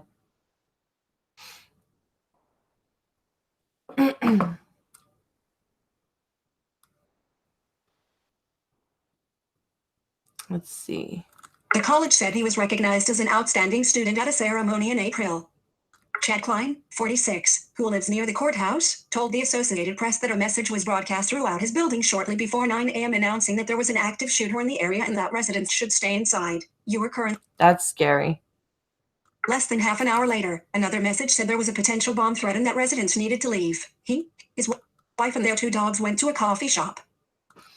Man, that's really scary to have to live through that. I mean, we did do in school, we did bomb threat drills and stuff like that, but I've never actually been in a actual bomb threat or an actual active shooter situation. It just seems kind of very frightening. __ Associated Press writers Diana Hebert and Gallus. And for the latest updates, link. Oh, that's the end of this article here. So let's plug this back in. Let me see if there's, I know there's at least one more. Yes. Here we go. This is a story about Ilhan Omar.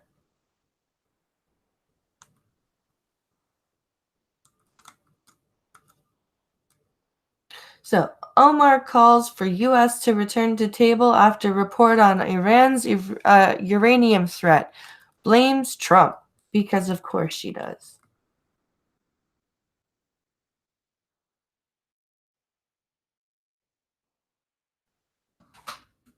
U.S. prepares to send more troops to Middle East. Reaction and analysis from the special report all-star panel. Link. Rep. Ilhan Omar, one of Congress' most vocal critics of President Trump, placed the blame squarely on the White House after Iran announced it could enrich uranium up to 20%, just a step below weapons grade level. How is that Trump's fault? The tension between the U.S. and Iran has been increasing in recent days after a high-profile attack on 2 oil tankers in the Strait of Hormuz. The U.S. blamed Iran for the attacks, which the country denied.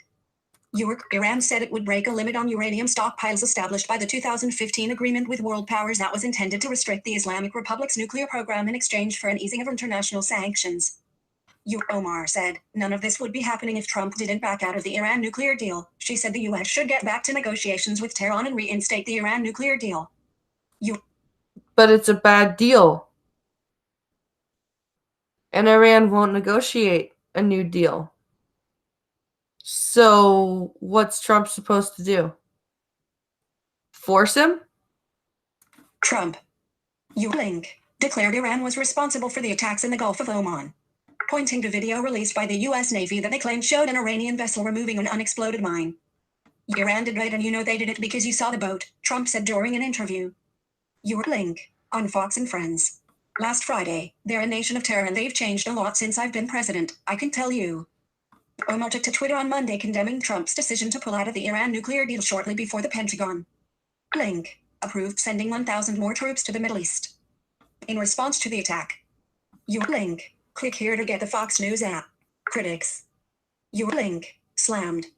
Omar for appeasing the world's largest state sponsor of terrorism. Yeah. That's basically what she's doing. Iran's announcement raised pressure on Europeans trying to save the accord year after the U.S. withdrawal. President Hassan Rouhani already has warned Europe that a new deal needs to be in place by July 7 or the Islamic Republic would increase its enrichment of uranium. Why July 7th? Why that arbitrary date? Rouhani, greeting France's new ambassador to Tehran on Monday, similarly warned the time was running out on the deal. You were link. Get the Fox News app. So that's that story. Ilhan Omar's a moron. And Trump is again being attacked and told that everything is his fault, even things that are outside of his control, like Iran deciding to enrich their uranium. Wow. That's insane. Let's see what Chad has to say here.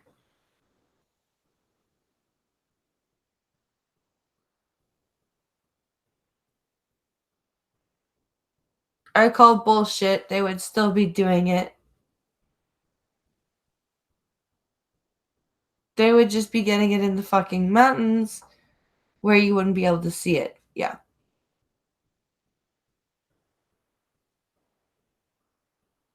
Those are her positive attributes. Ilhan Omar is a subverting cunt, and those are her positive attributes. Yes. Agreed. Agreed. Very much so. And those are all of the stories I have saved for you guys. But what we're going to do is we're going to do a quick on-the-fly Google search.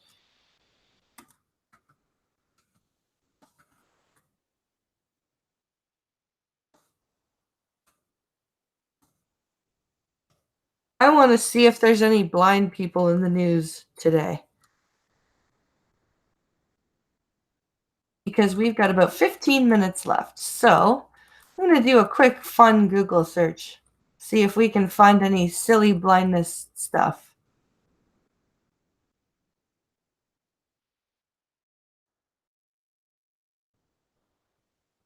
Oh, here's one.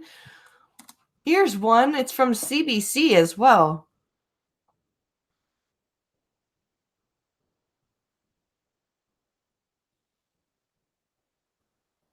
Blame the what? Sullivan.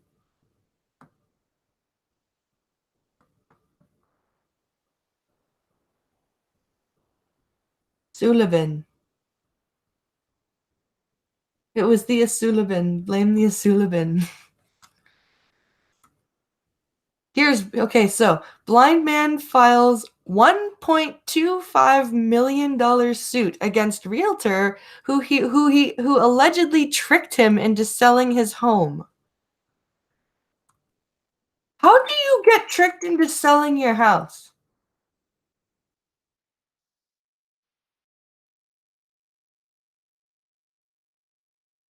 So this was posted today.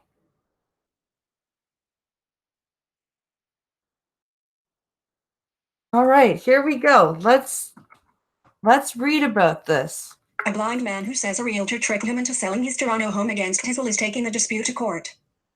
How do you get tricked into selling your home against your will?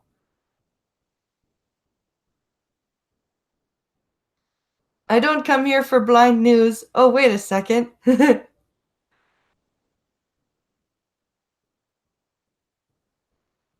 They prey on old people. Well, let's see how this worked out. Let's read. Harold Verge, 73, and his wife Florence filed a $1.25 million lawsuit Wednesday against GTA realtor Vince Ainello and Royal LePage community realty brokerage, alleging both were negligent. Ooh, Royal LePage. Oh, wow. Royal LePage is a very well-known house building firm. They're not Royal gonna LePage like. is a realtor. Or sorry, realtor. Thank you, Pincalo. Royal LePage is a very well-known realtor. They've got a lot of communities. He didn't read the fine print, says Milkman Dan.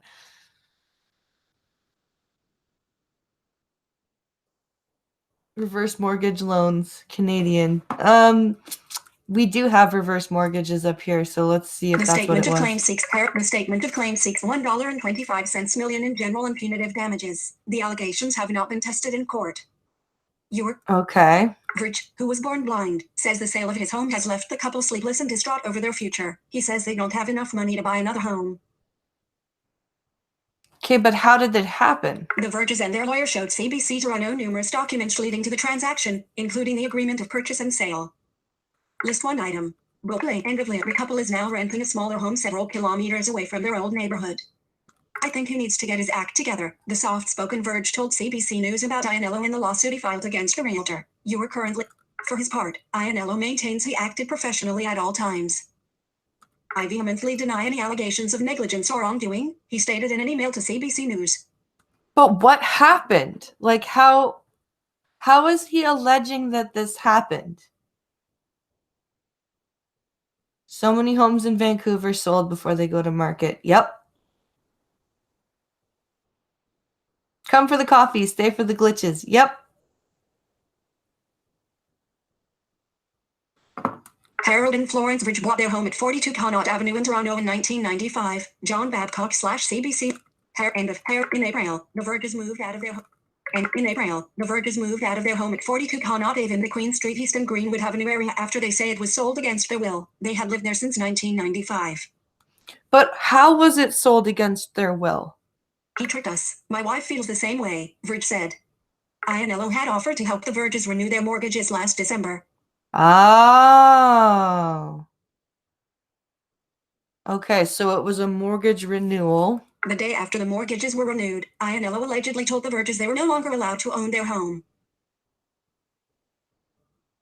Wait, what? Okay, so they get their mortgage renewed, and then this dude tells them they can't own their house anymore? That doesn't make sense. All right. He wrongly advised the plaintiffs that as they were both over 65 years of age, in law, it was not lawful for them to own real estate. This advice was knowingly false, according to the statement of claim. But how could you fall? Okay, if you were told that, why would you not right away go and get a real estate lawyer? That makes no sense. Why would you just be like, okay? Like, why wouldn't you go and say, like, find a real estate lawyer and go, hey, okay, I'm a blind man. My wife, like me and my wife just tried to get our mortgage renewed here. And this idiot real estate guy is telling us that we're over 65, so we can't own a home. Help. Why was this not a thing that happened, and why was this not a thing that somebody over the age of 65 didn't think to do? There are no laws preventing seniors from owning property in Canada. Heading level 2. Home was never listed on MLS. The lawsuit also alleges the home was sold for well under its market value. The defendants failed to exercise the standard of care expected of reasonably careful and diligent real estate professionals. The statement of claim reads: the 2.5-story semi-detached house sold for $675,000. You are currently... Ouch! Ouch, ouch, ouch. In Toronto, a house like that goes for way over $675,000. I have not engaged in any dishonest, unprofessional, or negligent conduct. Vince Ianello. The home, which required significant work, had been appraised at $750,000, according to an So $750,000 it had been appraised at. Royal LePage email obtained by CBC News. The email also noted two other semi-detached homes on the street had recently sold for about $880,000. Yeah, so houses like the house in question usually go for $750,000 to $800,000 in Toronto right now, and they sold it for $675,000. That's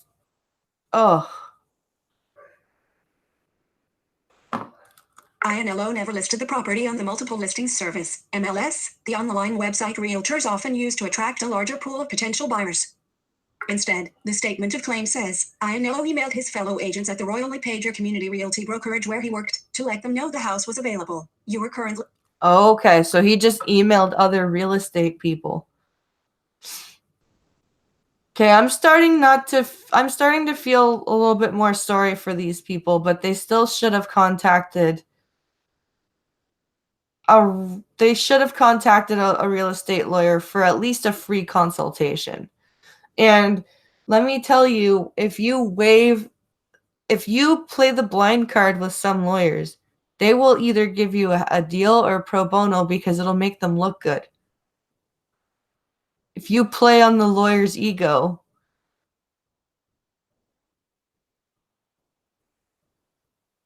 you can get a discount or a pro bono case out of a lawyer if you appeal to the optics of the situation. A fellow agent found a buyer 9 days later. The Verges say they did not want to sell their home.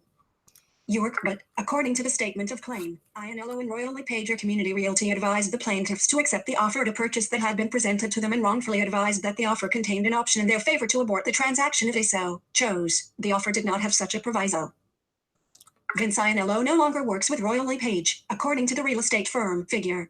So he's either been fired or he resigned.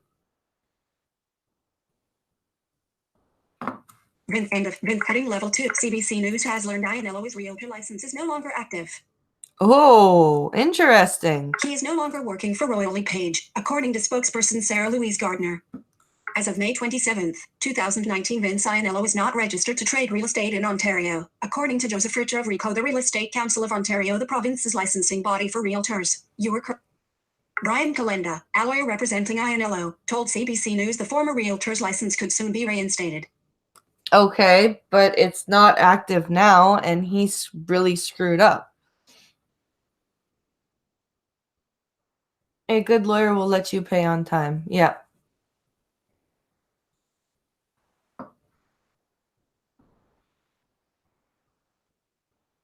Like all real estate professionals, Mr. Ianello can only practice real estate through a brokerage. He is currently not with a brokerage, and so his registration with RECO is no longer active.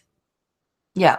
This change in status is an automatic process and he has not been suspended. His registration will be transferred when he rejoins a brokerage, as he intends to, Calenda added. Ianello is also a chartered professional accountant. Oh, great. So he's a CPA too. So these people were duped, but they really should have gone to a real estate lawyer the very first, when that guy said the day after their mortgage was renewed, you can't own your house, you're over 65. You should have gone straight to a lawyer. You should have gone straight to a real estate lawyer. And now you wouldn't be out your home.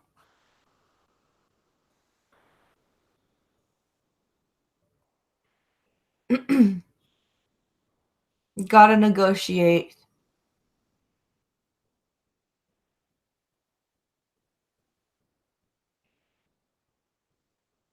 Um,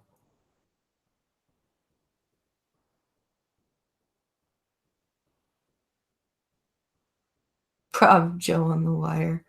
Yep. No, it's you can't just let things happen to you like that. You gotta, when you've got red flags like that, you need to do something about it. Goodbye, world. And yes, that story on my Twitter did actually happen this morning. Yes, yeah.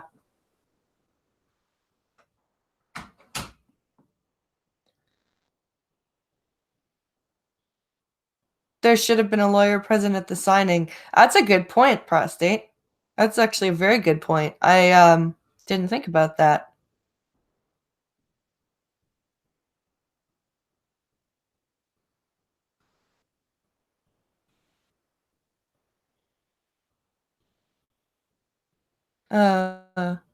What Yeah, so Pincalo, if you didn't see Pincalo's Twitter today, some lady, he was legally turning right and some dumbass went right through the red and luckily put her brakes on just before stopping, like right at his driver's side door. So if she had not put on her brakes, there would probably be no coffee stream because I would be getting a call saying Pincalo is dead. So, yeah.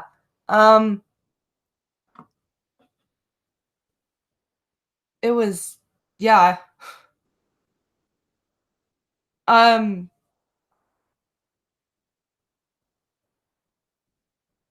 Pincalo's Twitter handle is just Pincalo.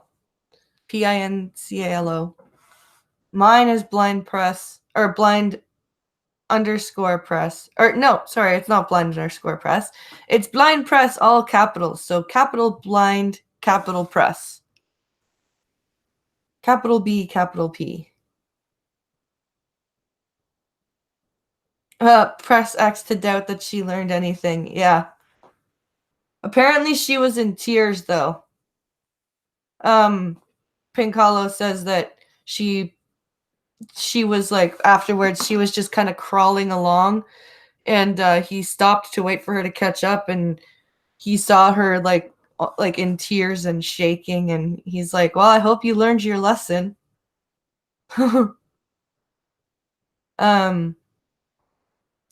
Yeah, it was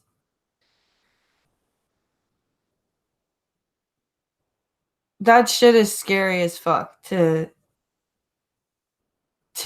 hear. It's it's scary when you're just at home and you get the call. I almost died. So, and the very first thing you say is, "Are you okay?" Right? Because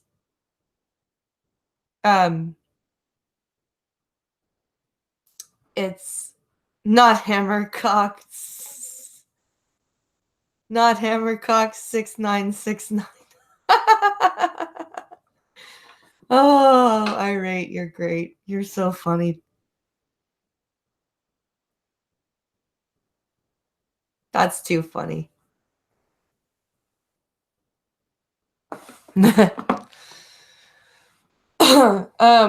So yeah, that's what happened on Pink Hollow's Twitter this morning. That's why he wrote that. And I actually got to do something really cool this morning. There's another blind gamer that I'm actually friends with on PS4. And there's apparently this thing I didn't know about on the PlayStation called PlayShare. And so he basically gave control of his PlayStation over to me, and I got to play Mortal Kombat 11. And it's actually not a bad game. I didn't play for very long. I played for about 10 minutes, but I really think I would like to pick up the game because the game controls are actually pretty smooth. And the cool thing is that all the menus talk now,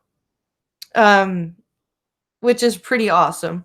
So you don't have to guess where you're going.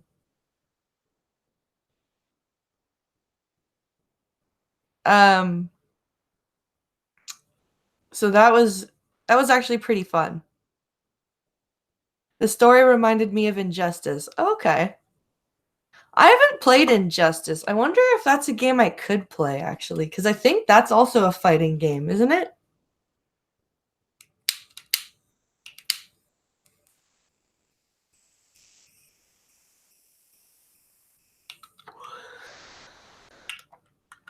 So yeah, I'd like to grab Mortal Kombat maybe for my birthday, but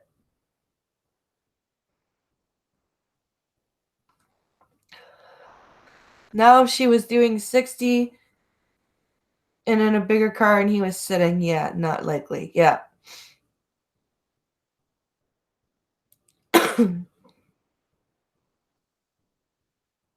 It's a fighting game for sure, says Irate Prostate. You know what? I'll have to check it out. If it goes on sale on the PlayStation Store, I might check it out. Well, guys, I hope you have enjoyed yourself today. We've come to the end of another coffee stream. Be sure to come back tomorrow for Wednesdays with Skep. We'll have another great stream. Remember to like and share if you haven't done so already. And this Friday, the guest for the day will be Cognitive Thought. So that's going to be lots of fun. And remember, next week is call-in day. And hopefully we'll be able to do a full 2 hours. So the only fighting game I liked back in the day was the one with dinosaurs. I don't know what game that is. Huh. I'll have to do some digging. Anyway, I hope you guys enjoy your day, and I will see you guys tomorrow at noon Eastern, 11 a.m. Central, for another hashtag coffee stream. And I can't believe I just said hashtag coffee stream. I'm exhausted. Anyway, Wednesdays with Skep tomorrow. See you guys then. Have an amazing day, guys. See you tomorrow.